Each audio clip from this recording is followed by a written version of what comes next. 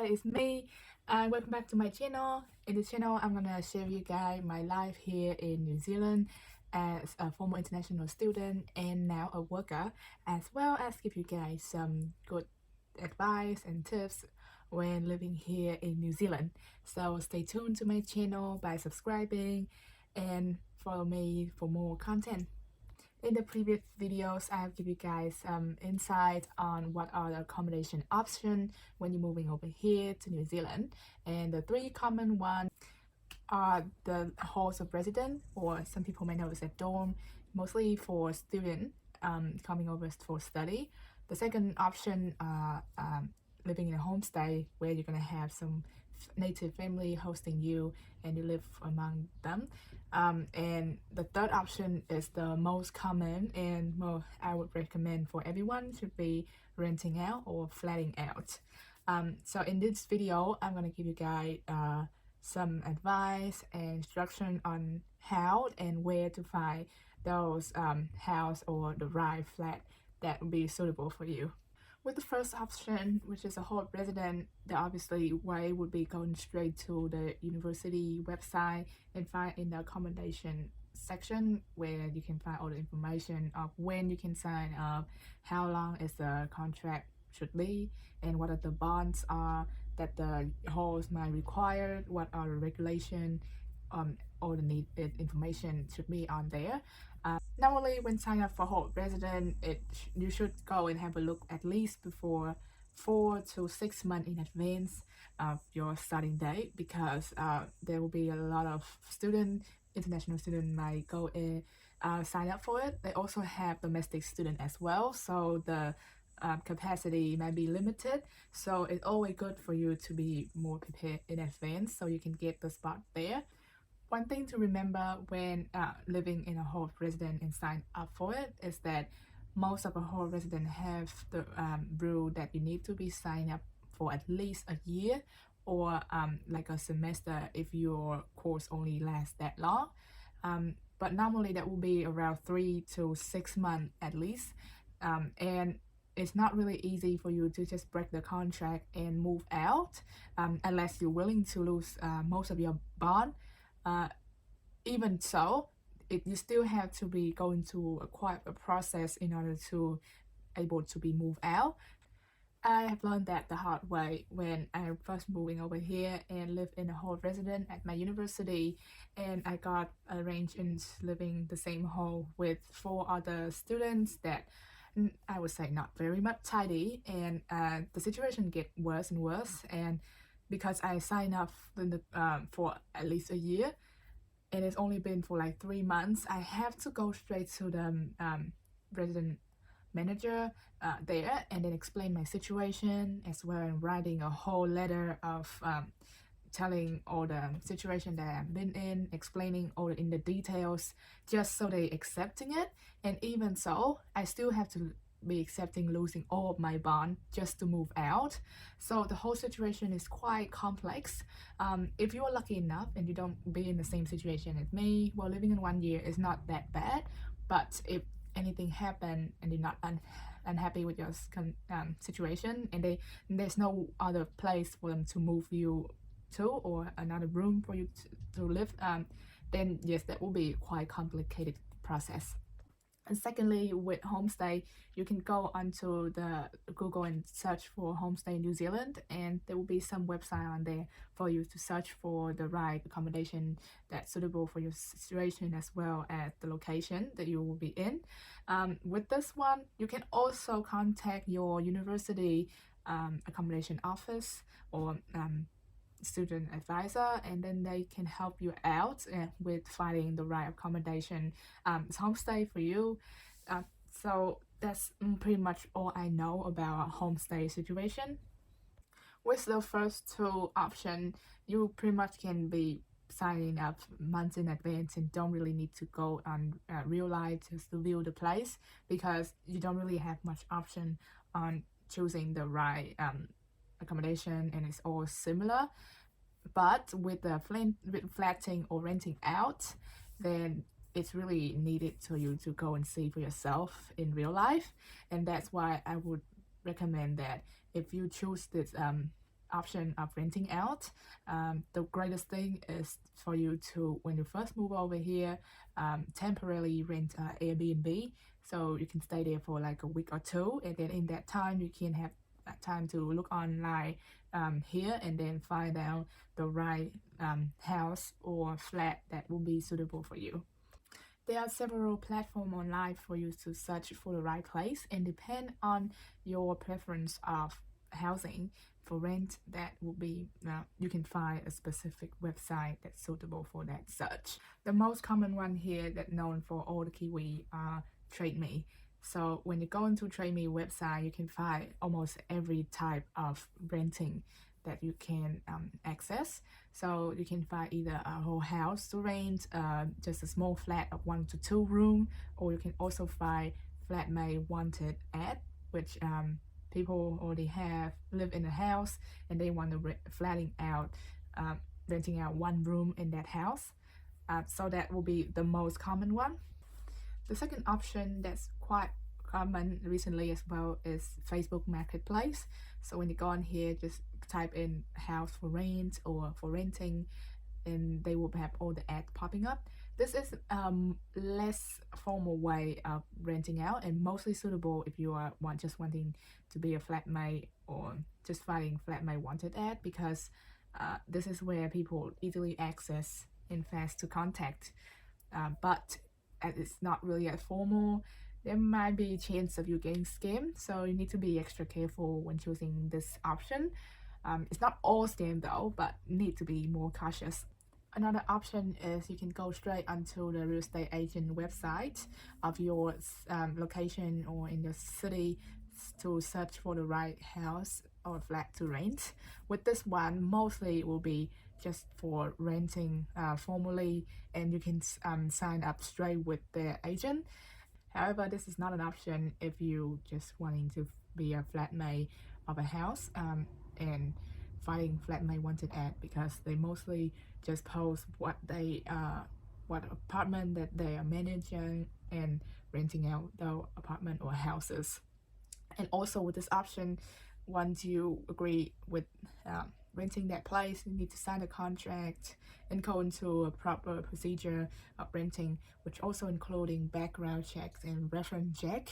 And if you are just brand new going over here to New Zealand and you have no reference or much background check on yourself, the way to check for your background, then it's a bit harder compared to going to TradeMe and find a place. Now you know where to look for. It now turns to how to look for the right place, and what are the criteria you need to look when wanting to rent a place. The first thing to look for is location. So this is obviously important because you need to find a place near to your location of working or studying, so that you don't have to travel so far, especially when you're brand new moving over here with no vehicle and have to take public transport. So much more easier if you can go live in a place that have walking distance to your location of work or study. Related to location, it's also good to know all the amenity that's come with this place, what shop they're close to, if they're close to a restaurant as well, so you can take takeout, stuff like that. Since you are new coming over here and haven't got the vehicle to travel around much, it's also important if you can find a place near to a bus stop that you can take public transport when you needed to go to the, say, city center or any places. It will be a little bit more convenient for your side. Later on, when you have your own car and you're wanting to move your renting place, you also need to remember to ask for a parking space, because not all houses or apartment have parking space, and it would be quite a hassle just to find a parking place even on the street if it in like a populated area with a lot of townhouse, because they don't have much parking space, as I mentioned in a previous video. Another advice that you probably heard the most, but still worth to mention, is that checking for defects in the place you are about to rent. This means when you go into the apartment, just look around, see if there are any holes on the wall or any scratches or stain stuff like that, even on the floor as well, and take picture or record of it. So by the end of your agreement, when you want to move out, you don't have to worry about arguing with the landlord or the real estate agent about that defect, if you make it or not. Another thing to check when you wanting to rent a place is if they include furniture or not. So this is quite a big deal if you are just new over here with no vehicle and no connection or friends to help you move things around. So if you are just alone by yourself, I would definitely recommend finding only furnished place, because you don't want to have to deal with when you want to move out and have to hire all the truck and vans just to move all your furniture, and it's not really worth it sometimes.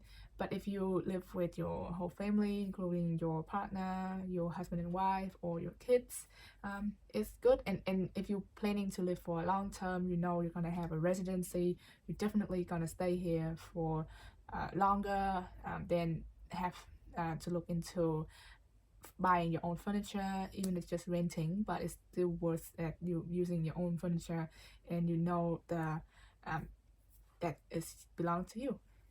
And when you own all that furniture, and if anything damage to it, it won't be a big deal compared to using the landlord or the house furniture, and you have kids, and sometimes it's things happen. If you have a scratch or some damage to the furniture, you also can have to lose your bond, and even it's not even worth it, but they still can charge as much as they want just to say fixing it, even though they're not going to do anything about it.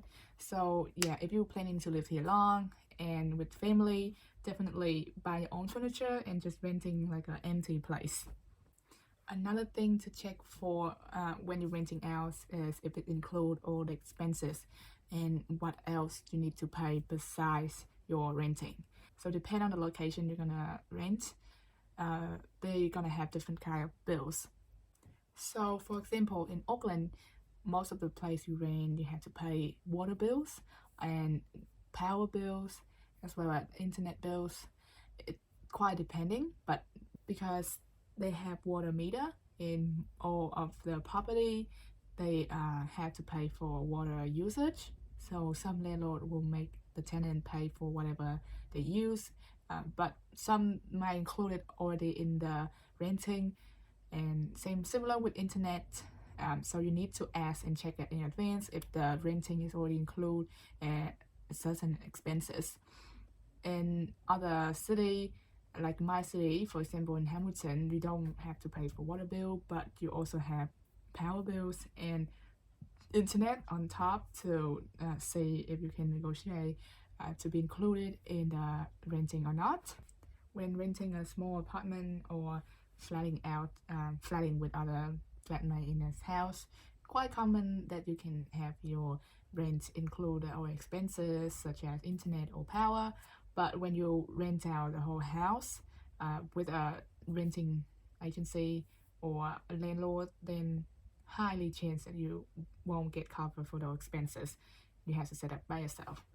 In order to protect tenant living condition and tenant rights, the government have rolled out some standard and compliances for landlord to make sure that the house or the property that they rent out is meeting all the compliances, and to make sure that it meet the right living condition for tenants to live in healthily. And that is all the compliances. You can go on to raisethestandard.nz or tenants.co.nz to find all that information to make sure that the landlord had to meet before they allow to rent out to you. And you can request the landlord to make sure the compliances are meet before you can sign a contract to rent that place. Tenant.co.nz is also a very useful and legitimate website that you can go onto and check all the useful information you need to know when renting or flatting here in New Zealand, and make sure that the landlord will meet all the requirements, as well as you understand your rights and where you can go to if there is any disagreement or problem that you may have when renting a certain place. And last but not least, in order to protect everybody's rights it's always good to sign contract or formal agreement when either you are renting a whole place or just flatting out, to make sure that your rights protect as well as their rights, and everything when it comes to the bonds or the renting is clear and straightforward and well documented in order to avoid misunderstanding and miscommunication. Hopefully, I've given you guys all the useful information you need to know when renting out or flatting out.